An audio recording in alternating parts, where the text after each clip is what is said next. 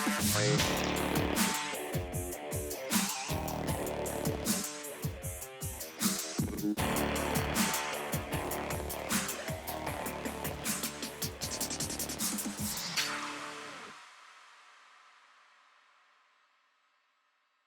want to start off with a reminder that we are not doctors. Before you make any changes or try something new, always consult with your doctor and medical team first. Chronic illness can vary from patient to patient, so it's always best to consult with your own doctor for what is best for you. Hello, welcome to IBD Determined. I'm your host, Mason Harvey, and I have Crohn's disease. And I'm your other host, Michelle Harvey, and I am Mason's mom and also in the role of a caregiver. If you've been listening, we are on episode 5. Wow. Which is, pretty cool. Impressive. That's very impressive. Yeah, it's very exciting. I remember thinking, I didn't even know if we get through episode 1. We held off for so long to start, and now it's kind of cool. It's like we're actually doing this. So today's episode is going to be focused on IBD, but also for some other people who can relate who just have food sensitivities. This might help you too. So we're going to talk to you about simple tips and tricks to help you monitor your IBD symptoms, and also use any of these tips for if you have food sensitivities or if your child does, and if it's, this might be something that can help you. Yeah. So, and when we say for IBD, we're looking for food triggers for us. Yeah. And that's Food important. triggers. Yeah, because for some people with this disease, this is where I think it can vary so widely, because Mason's disease cannot be controlled by food or diet. And there's a very big misconception about that. We hear that a lot, where people think that Crohn's disease can be, managed by food. And there are some people with Crohn's disease who do say this is the case. And that's interesting to me, because that's not our situation. Just want to acknowledge that some of you listening are going to have different situations, and we're not, trying to shut anyone out. We're just focusing on Mason. And so for him, it is food triggers that we focus on, something that could trigger him into a flare. And I just want to let everyone know, remember, everyone with Crohn's disease is different. Yeah, that's very important to him, actually, because I think a lot of times people, when they meet you and they talk to you, they assume right away that you're just like somebody they know. And this poor kid, he hears it all the time. It's like, oh, don't worry. If you just do this. And he's like, no. Politely. Yeah, I'll try. And later on, he'll talk to me about it. And it's like, gosh, so we're like on this mission to just help open the public's eye to seeing that this disease can vary so much. Spread word. Yeah.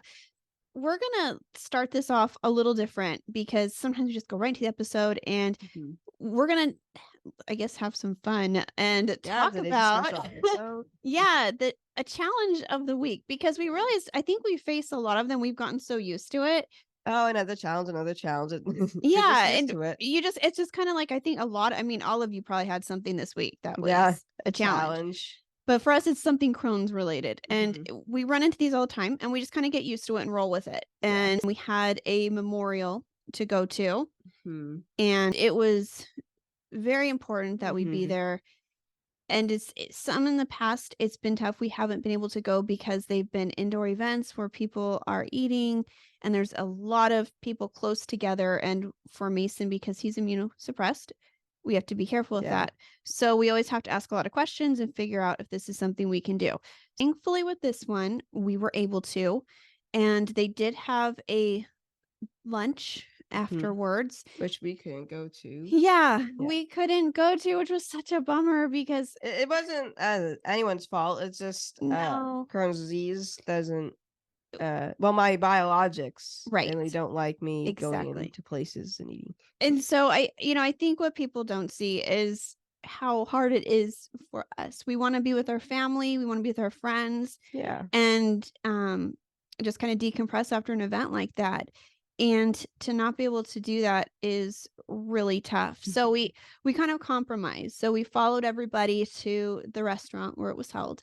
And it was one of the places Mason loved. One of my favorite places I used to go before the hospital. Yeah. And so before 2020. Yeah. And so we were, we went there, and we were able to say hi to everybody and pass out we'd made cookies for people. And so we passed those out, and then we left, and they all ate together and celebrated my uncle's life.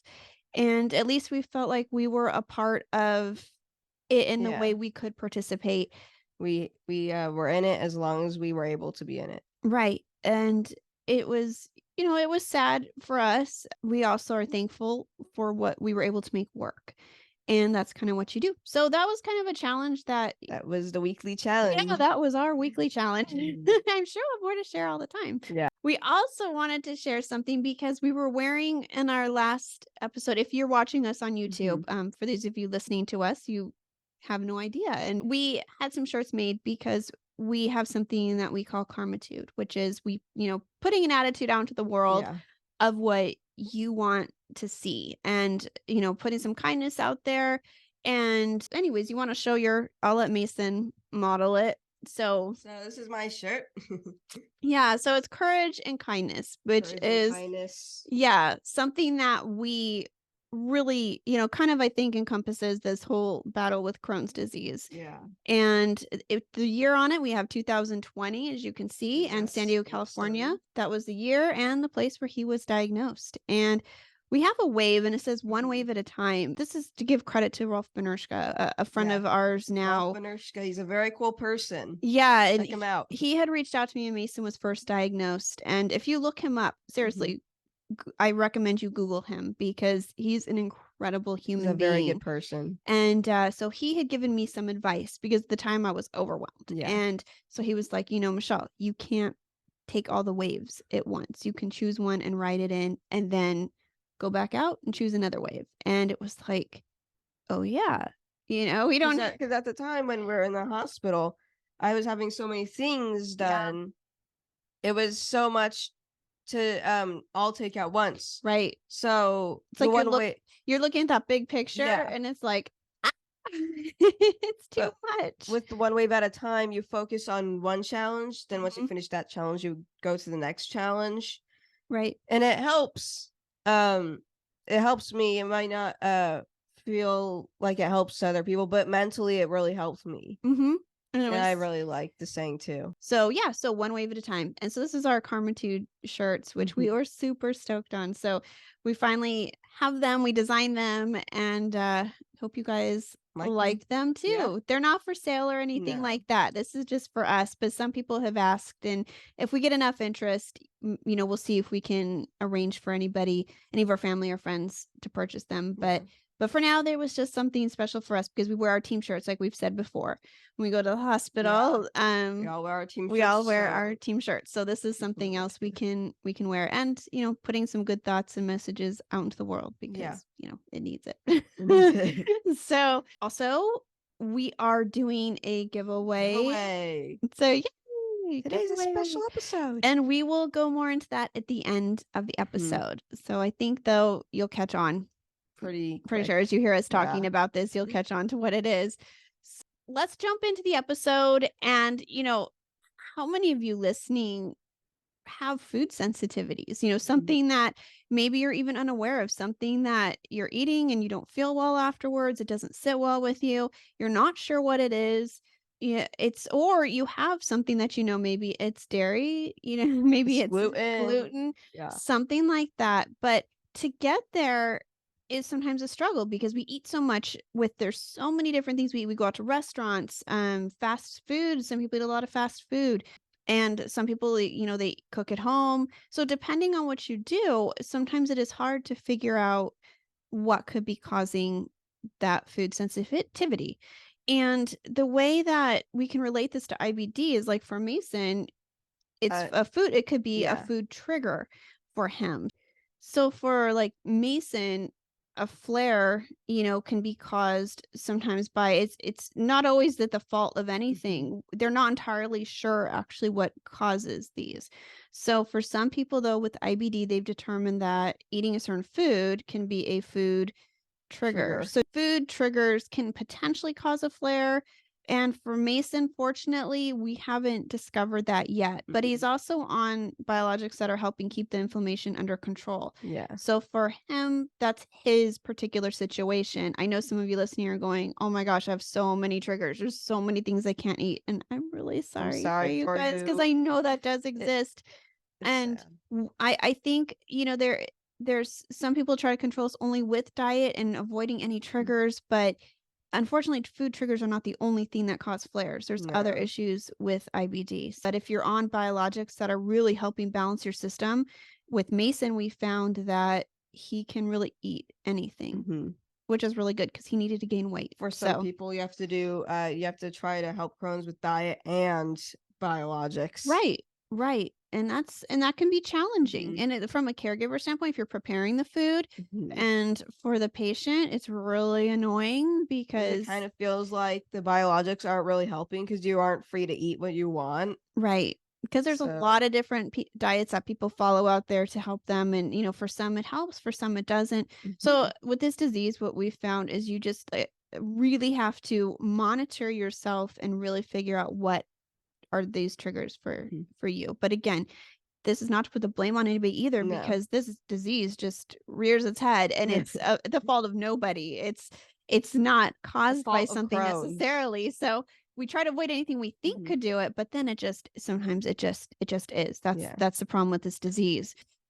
In life, monitoring symptoms is difficult because you have so many different appointments. You have work, school, and in our case, we homeschool. So I'm teaching. So I was lucky, actually. There are a lot of things going on in life, and I know all of you listening can relate to this. And so what happens is it gets difficult. You're trying to remember to pick up the medications, to make sure he gets all his treatments, to order injections, to schedule the appointments, just with all that going on, you can almost kind of forget some of that stuff. Yeah. And so if you're trying to along with all this, you're trying to monitor, diet, you're trying to monitor restroom changes, it can all kind of blur together. And that's not a good thing because you can miss things. For us, we really had to focus when Mason was first diagnosed on were there any food triggers? And we'd also heard about all these diets that were going on with people eating certain things, cutting out certain things, and it was all very overwhelming. Confusing. Yeah. And so the best thing that, we could think of is we needed to figure out Mason's own triggers. I mean, just think about this. Can you remember what you ate 3 days ago? No. Yeah, no. I'm sure any of you listening, can you remember what you drank at a certain time? And so it gets to be you think you'll remember, but you don't. You don't. So a very simple solution for us was to create a food log. And I know some of the people do this. There's apps, I believe, but for us, that can do it. Yeah, we wanted it to all be on one spot and we could all access it and take it easily with us. So I'll let you show it off. Here's what we came up with. So this is the IBD food log. Yeah. And inside of it, you have... Want me to hold it for you while you talk about it? See if I can kind of get it in focus. Okay. So we have date, and then we have body weight. Body weight, which is very important with Crohn's disease, because body weight can change very fast. Yes. Depending on how healthy you are. Yeah. And so that's important to monitor. And it seems like something, again, you will notice, but losing 5 pounds is not always noticeable and it can happen so fast. So it's important to have that weight just not as a gauge for anything other than seeing if there's a trend downward. For us, we want to see if it's trending down. And if that starts to happen, you notice a pound is lost here, 2 pounds, then it's okay, it helps you start paying attention. And there's also the days on there, so you can circle what day of the week it is. Monday. And then you have all your meals. You have breakfast. You have the food that you ate. You have the amount that you ate.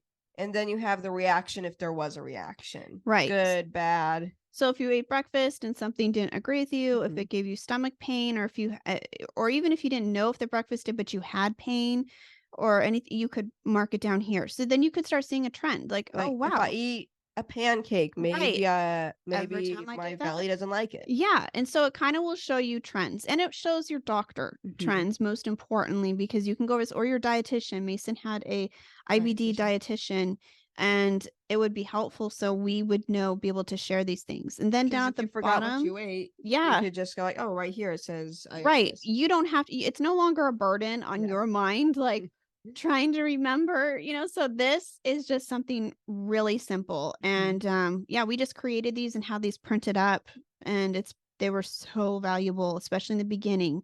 And even if you have food sensitivities, if you don't have IBD, this would be great if you're trying to figure out what is causing an issue. Yeah. Highly recommend doing something like this. And you can take it to your pediatrician as well and let them know what you're doing. Maybe they can give you tips or pointers as well. What else? And then at the bottom of this? So at the bottom of this, we have total 8 ounces bottles of water per day. 8 ounces is the measurement usually by my doctor, at least. We bought 8-ounce little like water bottles, and we would fill them up. Yeah, and we would stock the fridge with them. And this way we knew like we would fill water I would drink a day. Yes, to make sure, instead of like, Mason, did you drink, how many water bottles were? So we knew how many water bottles were in the refrigerator in the morning. We would stock a certain amount, 8-ounce bottles, and we knew exactly how much he drank, because hydration is extremely important, because your intestines need that. Yeah. As well, so you're not dehydrated. And that's another sign, of things going wrong, is when your intestines aren't working correctly. So water is extremely important too, for multiple reasons, but that's just one of them. Yeah. But and then same thing with this supplemental nutrition drinks. We have the same thing like the water. And then at the very bottom, we have, did you take all your vitamins? You have yes or no, so you remember if you took them all. Did you take all your pills? Yes or no. Any appetite changes? Yes or no. Because appetite changes can lead to weight loss. And it sometimes, like for us, it's now that we know what we're looking for, we know that if he's not as hungry, and if that could be the sign of something creeping up as well. And yeah. And also, how many supplemental drinks? Because how many do you drink in a day now? Now I drink 2. And when I got home from the hospital, I did like 3. 3, yeah. I believe 3.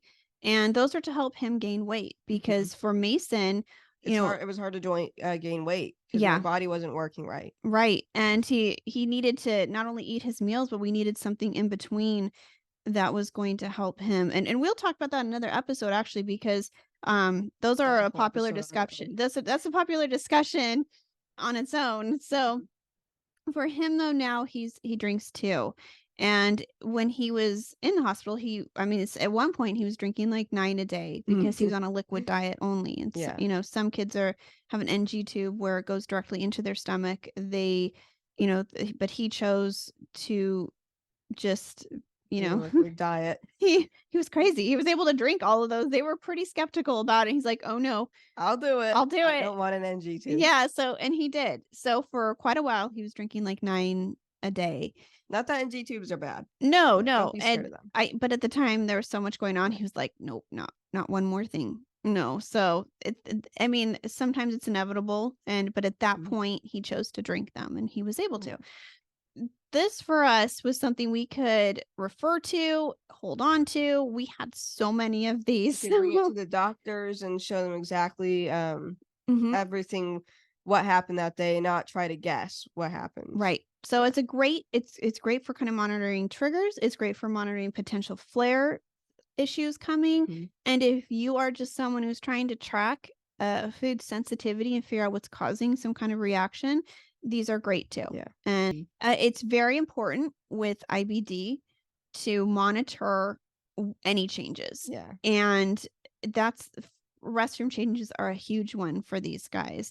And again, this is one of those things you would think, oh, we'll remember. But for IBD patients, sometimes some people may go up to like 15 times. And then 2 the next day. It can vary. And so it's very, very rapidly. Right. And this kind of goes hand in hand with the food log too. Yeah. So these are where you can see these changes and correlate it to your food log, and also see if there is maybe something you ate that caused this. And if it's not, if all of a sudden you're having this constantly, this issue, and it doesn't matter what you're eating, that helps too. Okay, this isn't a trigger. This is probably a flare. And we use these this was important for Mason, because some kids don't like, obviously, it's not like they like to talk about it. You want to you want to give your kids a little bit of freedom, but at the same time, you also have to be diligent and make sure you're checking and make sure everything's okay. So Mason was well trained on what to look for. Anybody who goes to their Crohn's appointments is doctor's office. They're familiar with the Bristol stool chart, and so they will ask you every time. And so Mason was very well versed in this, so he could identify what type it was. He would type any changes, and we'll show you. We have 2 sizes that we made. We have 2 different ones. We have like this one. Yeah. We have the small one. IBD journal. Yeah. And so these are pretty simple. We can let you explain it, Mace. So in here we have the days: Monday, Tuesday, Wednesday, Thursday, Friday, Saturday, Sunday. And it goes through the entire week. You write the time when you went and the type. Right. And down here, you'll see we have like a little chart for the type. So you can either use some abbreviations we came up with, or you can create your own. And you can write notes too. Right. Because we really want to do that. We really want to write notes about this stuff. or drawings. I mean, whatever you want, I guess. If you're sitting there and you want to draw, you can draw in the notes area. I do that sometimes. There's also a spot where you can mark for if you had any abdominal pain or soreness. So you mark that down too, and along with the day. So this abdominal pain is important to mark. So for us, this made it really simple, because easy to remember. We would show it to the doctor, and she could see right away. You can just by looking at it. Good. Yeah, and then we had our food log, so we could see, here, this and that, and so this journal, I believe they may have something like this online too, and I do believe they have apps for that. So if you look into it, but for us, we wanted something we could set in the bathroom that didn't move, just stayed there, and we could all check it. We could easily bring it to the doctor. So for us, kind of old school book style was like the preferred way. It worked really well, and his doctor really appreciated these. I think these would be great for pediatricians, or even adult doctors to have as well, because when Mason went in 2019, it was a year before he was diagnosed. He was having symptoms, and at the time it didn't seem like it was like hit and miss when you would have these issues. And so it seemed like it was diet related, and it wasn't consistent. And so it was like, okay, there's something he's eating. And so we had tried, removing lactose and tried removing gluten. That was at the suggestion of the doctor. She thought it was probably a gluten intolerance. And something like one of these books, I think, would have been so helpful, because I think the greatest thing she could have done is asked us to fill one out and come back and see her, maybe like in a month. And maybe Mason would have felt more comfortable talking about things, because that was part of it too. Mason wasn't exactly forthcoming. So today he just, like he said, he just wanted to be normal. So he kept hoping that I want to be silent about it, and like, maybe it will go away. Maybe magic. And so I think if a doctor can convince some, if it's like, here, instead of having to talk about it and something like this, you can write it down, and maybe that would help. It would have been nice to probably be able to have a way to kind of track it and see what was going on, instead of trying to remember how many times he had that issue and what, so that's why I say this isn't just for IBD. This can be for anything. If you're trying to identify something, and but first of all, talk to your pediatrician. Before you just jump into if there are food sensitivities, I always recommend talk to your pediatrician, before you start trying to figure it out yourself. And then, if you talk to your pediatrician, these might be able to use hand in hand with it for you to kind of monitor symptoms and bring that up with your doctor. Like say, hey, would this help? I think it would be a great help. If you haven't guessed by now, the giveaway is the journals. Yes. So if you guessed, congratulations. When this episode is going to air, we'll post it on Instagram, and we will also post it on Facebook. I put on my personal Facebook page if you're following me there, but the main way to enter will be through Instagram. So it's at Team IB Determined is our Instagram name. And when we post this episode, go ahead and make sure that you like the post, comment on it, and make sure you're following us and you will be entered and we'll send them to you. So you just, whoever wins, we will send you the food log and the IBD journal and it's all yours. So if for a bonus entry though, if you are subscribed to us on YouTube and you leave a comment. Yeah, I think that's fair. That'll give you a bonus. Maybe maybe click the bell. Yeah, that would be fun too. That only benefits you because you get notifications. Yeah. But if you are following us, if you're a subscriber on YouTube and if you make a comment, that'll get you a bonus entry. But otherwise, it'll be through Instagram. So with that, don't forget to follow us on Instagram. If you're not, there's all kinds of cool stuff because it really follows our life and our journey with chronic illness. And I think it's hopefully an inspirational site for you guys. But that's Team IB Determined on Instagram. And on YouTube, we are IB Determined. And I'll let you say the like and subscribe. And we'll see you in the next video. Yeah, he's done. So we are done. He's like, we're done. We'll see you in the next episode, which we will, because that's about it for today. So thank you guys. And we'll see you on the next episode. Don't forget to watch. It's very exciting. Stay tuned. Bye. Bye. We hope you will stick around, tune in, and reach out to us with your own journeys. We are excited to give you an inside view of what it takes to be a caregiver and what it's like to be a patient. And most of all, we hope you'll maybe be able to apply something you hear on here that might help you in your own life. Sometimes life changes, and it's all about how you handle the journey.